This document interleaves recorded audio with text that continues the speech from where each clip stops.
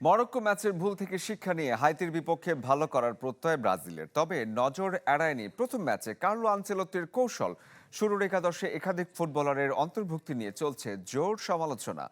এদিকে টানা দ্বিতীয় দিনের মতো নেইমারের অনুশীলনে কিছুটা স্বস্তি সেলেসাও শিবিরে।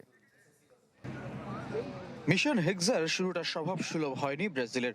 মরক্কো ম্যাচের প্রথমার্ধে ছন্নছাড়া ফুটবলে আলোচনায় কোচ কার্লো আনচেলত্তির কৌশল।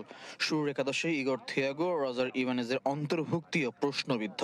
হাইতি ম্যাচের আগে সেলেসাওবাসের সমালোচনায় যেন করলেন শিষ্য দানিলো। হাইতি ম্যাচের জন্য আমাদের স্কোয়াডের ৮০% নিশ্চিত।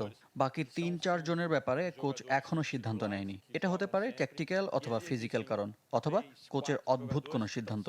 মাঝে মধ্যে কোচেরা এমন সিদ্ধান্ত নেয় যার কোনো যৌক্তিক কারণ লাগে না।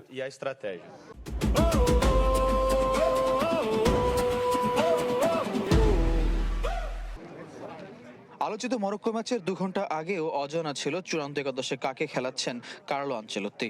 তবে এবার ব্রাজিলের জন্য সুখবর, নেইমারের অনুশীলনে ফেরা। মিশন হেক্সাই যার ওপর সবচেয়ে বেশি প্রত্যাশা। প্রথম দিন একা অনুশীলন করলেও বুধবার দলের সাথে নিজেকে ঝালিয়ে নিয়েছেন সেলেসাও পোস্টার বয়। নেইমারের ব্যাপারে আমাদের বাস্তবতাকে প্রাধান্য দিতে হবে, কল্পনা নয়। আমরা আশা করছি সে এখন ফিট আর দলের হয়ে বরাবরের মতোই গুরুত্বপূর্ণ ভূমিকা রাখবে, হোক সেটা ৫, ১০, ২০ কিংবা আধা ঘন্টা মাঠে থেকে।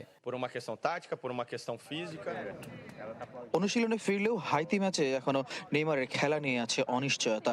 সান্তোস তারকার প্রত্যাবর্তন নিয়ে সাবধানী টিম ম্যানেজমেন্ট। ফয়জুল ইসলাম, চ্যানেল 24, নিউ জার্সি, যুক্তরাষ্ট্র।